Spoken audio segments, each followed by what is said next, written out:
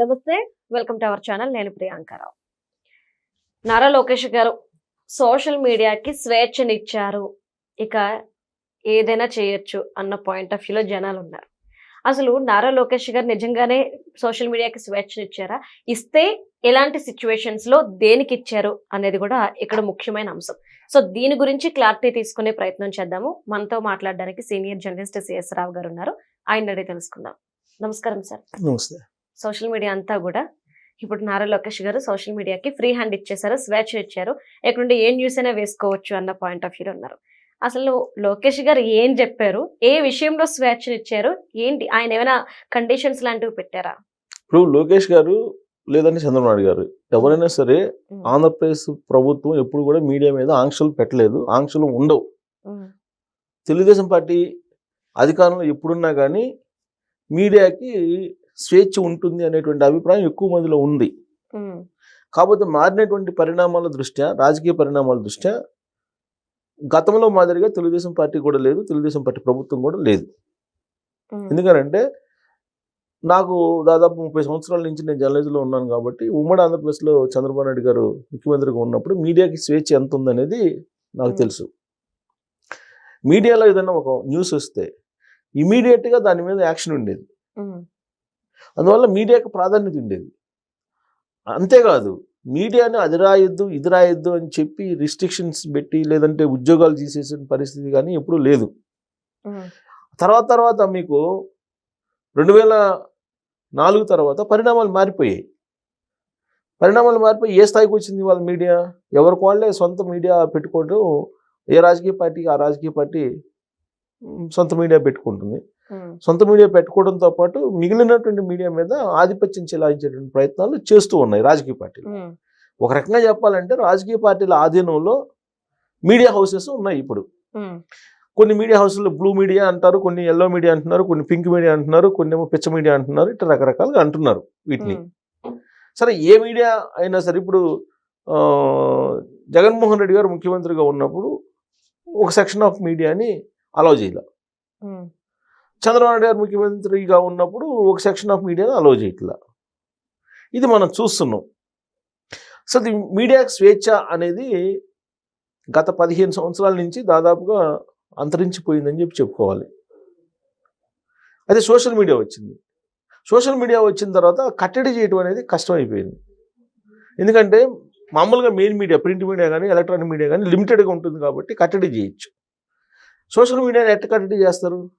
Mobile ఉన్నటువంటి ప్రతి వాళ్ళు ఏదో ఒక వీడియో పెడుతుంటారు.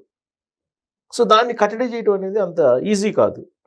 కాబట్టి దాన్ని కూడా కట్టడి చేసేటువంటి ప్రయత్నం చెయ్యాలి, కట్టడి చేయాల్సిందే, దానికి కొన్ని చట్టాలు ఉన్నాయి అని చెప్పి అవగాహన కల్పించాలనేటువంటి ప్రయత్నం ప్రభుత్వాలు చేస్తూ ఉన్నాయి. ఎందుకు చేస్తున్నాయంటే ఈ సోషల్ మీడియాని ఉపయోగించుకొని వ్యక్తిత్వ హననం చేస్తున్నారు, పర్సనల్ డ్యామేజ్ చేస్తున్నారు. పర్సనల్ డ్యామేజ్ చేయకుండా మీకు విధానపరమైన అంశాలను విమర్శించిన లేదా విధానపరమైన అంశాల మీద సలహాలు సూచనలు ఇచ్చినా తీసుకోవడానికి ప్రభుత్వాలు సిద్ధంగా ఉంటాయి. ఆ విషయాన్ని లోకేష్ గారు చెప్పారు నిన్న సోషల్ మీడియాకి సంబంధించిన అంశాన్ని గురించి మాట్లాడుతూ. ఏదైనా సూచనలు సలహాలు ఇస్తే అవి వాస్తవాలు అనుకుంటే డెఫినెట్గా స్వీకరించి రెక్టిఫై చేసుకోవడానికి ప్రభుత్వం సిద్ధంగా ఉంది. కానీ ఎవరైతే వ్యక్తిత్వ హననం చేస్తుంటారో లేదా గాసిప్స్ లేపుతుంటారో వాళ్ళ మీద మాత్రం ఖచ్చితంగా చర్యలు ఉంటాయని చెప్పి హెచ్చరించారు ఆయన. చెప్తూ ఈవెన్ దాంట్లో పార్టీలు కూడా కాదు, పార్టీలకు అతీతంగా చర్యలు ఉంటాయని చెప్పి కూడా హెచ్చరించారు. హెచ్చరిస్తూ ఇంకొక ఉదాహరణ కూడా చెప్పారు. భారతిరెడ్డి గారి మీద వ్యక్తిత్వ హననం చేస్తూ వీడియోలు పెట్టినటువంటి వాళ్ళని అరెస్ట్ చేయించాం మేము అని చెప్పి కూడా చెప్పారు. అంటే పార్టీలకు అతీతంగా వ్యక్తిత్వ హననం చేసినటువంటి వాళ్ళని సోషల్ మీడియాలో ఖచ్చితంగా చట్ట ప్రకారం శిక్షిస్తామని చెప్పి చెప్పారు. అయినంత మాత్రాన స్వేచ్ఛను హరిస్తున్నామని చెప్పి మీరు అనుకోవద్దు. మీ స్వేచ్ఛ మీకు ఉంటుంది. ఫ్రీడమ్ ఆఫ్ స్పీచ్ అని చెప్పి అన్నారని చెప్పి ఏది పడితే అది మాట్లాడడానికి లేదు.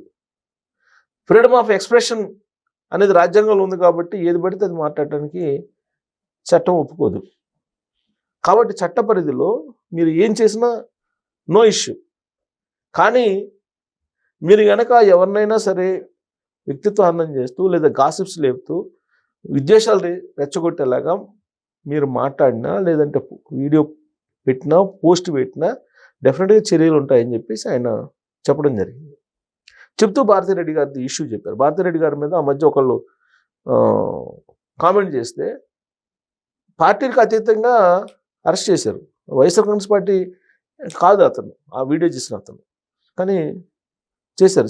తెలుగుదేశం పార్టీ సింపథైజర్ అయినప్పటికి కూడా అరెస్ట్ చేశారు. సో అలానే ఉంటాయి అరెస్టులు అని చెప్పారు. ఎందుకు చెప్పారనంటే 2024లో కూటమి అధికారంలోకి వచ్చిన తర్వాత సోషల్ మీడియాలో పోస్టులు కానీ లేదంటే వీడియోలు కానీ గమనిస్తే కనుక వ్యక్తిత్వ హననానికి సంబంధించినటువంటి వీడియోస్ ఎక్కువ వచ్చినాయి. దాంతో వాళ్ళని కట్టడి చేసే ప్రయత్నంలో భాగంగా కొంతమందిని అరెస్ట్ చేశారు. అయినప్పటికీ కూడా ఆగట్లా, ఇప్పటికి కూడా ఇంకా కొనసాగిస్తున్నారు. ఇప్పుడు మీరు విధానపరమైన అంశాల మీద మాట్లాడేటువంటి వాళ్ళు కొంతమంది ఉన్నారు. సరే, వాళ్ళ అభిప్రాయాలు వేరే ఉండొచ్చు. ఇప్పుడు అందరి అభిప్రాయాలు ఒక రకంగా ఉండవు. ఒక ఇష్యూ మీద భిన్నాభిప్రాయాలు ఉంటాయి. భిన్నాభిప్రాయాలు వ్యక్తం చేయొచ్చు. వాళ్ళేం చేయట్లేదుగా. ఇప్పుడు రెగ్యులర్గా అనేక మంది వీడియోలు పెడుతున్నారుగా, రెగ్యులర్గా అనేక మంది ఛానల్స్లో మాట్లాడుతున్నారు కదా. వాళ్ళపైన మీ గవర్నమెంట్ కేసులు పెట్టడం లేదంటే వాళ్ళని అరెస్ట్ చేయట్లేదు కదా. ఎవరిని అరెస్ట్ చేస్తుంది, ఎవరి మీద కేసులు పెడుతున్నారు అని అంటే సోషల్ మీడియాలో విచ్చలవిడిగా విద్వేషాలను రెచ్చగొడుతూ, గాసిప్స్ని రేపుతూ, లేదంటే వ్యక్తిత్వ హననం, లేదంటే లేడీస్ని కించపరుస్తూ, లేదంటే పొలిటికల్ లీడర్స్ లేదంటే సెలబ్రిటీలకు సంబంధించిన ఇళ్లలోకి తొంగి చూస్తూ ఎవరైతే గందరగోళం సృష్టిస్తున్నారో వాళ్ళని అరెస్ట్ చేస్తున్నారు. వాళ్ళని అరెస్ట్ చేసినా కానీ కూటమి ప్రభుత్వం వచ్చిన తర్వాత సోషల్ మీడియాని కట్టడి చేస్తున్నారు, సోషల్ మీడియాకి స్వేచ్ఛ లేకుండా చేస్తున్నారు అనేటువంటి ప్రచారం చేస్తూ ఉన్నారు. ఒకవేళ వాళ్ళని కట్టడి చేయకపోతే విద్వేషాలు వస్తాయి, తర్వాత రకరకాలుగా పోర్ట్రేట్ అవుతాయి ఇష్యూస్. అది సమాజానికి మంచిది కాదు. అందుకే లోకేష్ గారు చాలా క్లియర్గా చెప్పారు, స్వేచ్ఛ ఉంటుంది. ఎంతవరకు స్వేచ్ఛ ఉంటుంది? చట్టబద్ధమైనటువంటి స్వేచ్ఛ ఉంటుంది, అంతే తప్ప విపరీత పోకడలకి స్వేచ్ఛ ఉండదు అని చెప్పి చాలా క్లియర్గా చెప్పేశారు. ఇప్పటికే సోషల్ మీడియాని కట్టడి చేస్తున్నారు. సోషల్ మీడియా కట్టడి చేయటం మీన్స్ ఎట్టబడితే అట్టు మాట్లాడితే దానికి ఒక పద్ధతి ఉంటుంది. ఆ పద్ధతికి తప్పి మాట్లాడినప్పుడు ఖచ్చితంగా చర్యలు తీసుకోవాలి. చర్యలు తీసుకోకపోతే అలా మాట్లాడే వాళ్ళ సంఖ్య ఎక్కువైపోతుంది.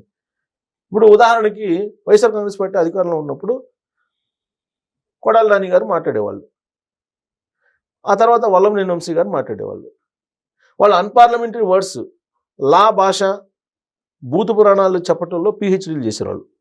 ఒక రకంగా చెప్పాలంటే పిహెచ్డీలు అయ్యి అసలు రాజకీయాలంటే ఇలానే ఉంటాయి, ఇలానే మాట్లాడే వాళ్ళకి రాజకీయం చేయాలి, ఇలా రాజకీయం చేయాలంటే ఇలానే మాట్లాడే అలవాటు చేసుకోవాలి అనేటువంటి ఆలోచన కలిగించేలాగా వాళ్ళు ప్రవర్తించారు. ఇప్పుడు అలాంటిది లేదు కదా ఆంధ్రప్రదేశ్లో. ఇప్పుడు అలాంటి పరిస్థితి అయితే ఎక్కడా లేదుగా. అన్పార్లమెంటరీ వర్డ్స్ అధికారంలో ఉండేటువంటి వాళ్ళు, రాజ్యాంగబద్ధ పదవుల్లో ఉన్నటువంటి వాళ్ళు మాట్లాడుతున్నట్టు దాఖలాలు ఎక్కడన్నా ఉన్నాయా? లేవు కదా. ఆ రోజు కనుక వాళ్ళని కట్టడి చేసినట్టయితే ఆ సంస్కృతి వచ్చినది కాదు. అందుకే ఇప్పుడు సోషల్ మీడియాలో గట్టు తప్పి చట్టానికి విరుద్ధంగా మాట్లాడేటువంటి వాళ్ళని మాత్రం ఖచ్చితంగా కట్టడి చేస్తామని చెప్పి హెచ్చరించాడు ఆయన. అందుకే జాగ్రత్తగా ఉండాలి, గాసిప్స్ రావద్దు. మీరు ఒకవేళ విధానపరమైన అంశాలు ఉంటే మీరు విమర్శించండి, మీరు సద్విమర్శ చేస్తే కనుక డెఫినెట్గా రిసీవ్ చేసుకుంటామని కూడా చెప్పాడు ఆయన. సద్విమర్శ చేస్తే డెఫినెట్గా రిసీవ్ చేసుకుంటాం. అలా కాకుండా లేనిది ఉన్నట్టుగా క్రియేట్ చేసి గాసిప్లు లేపి విద్వేషాలు రెచ్చగొట్టేలాగా, అలాగే వ్యక్తిత్వ హననం చేసేలాగా, పర్సనాలిటీ డ్యామేజ్ చేసేలాగా అదే పనిగా మీరు కనుక వీడియోలు చేస్తే కేసులు ఉంటాయి. డెఫినెట్గా చట్ట ప్రకారం మీరు శిక్ష అనుభవించాల్సిందే అని చెప్పి ఆయన హెచ్చరించాడు. Okay, right. Thank you so much sir. Thank you.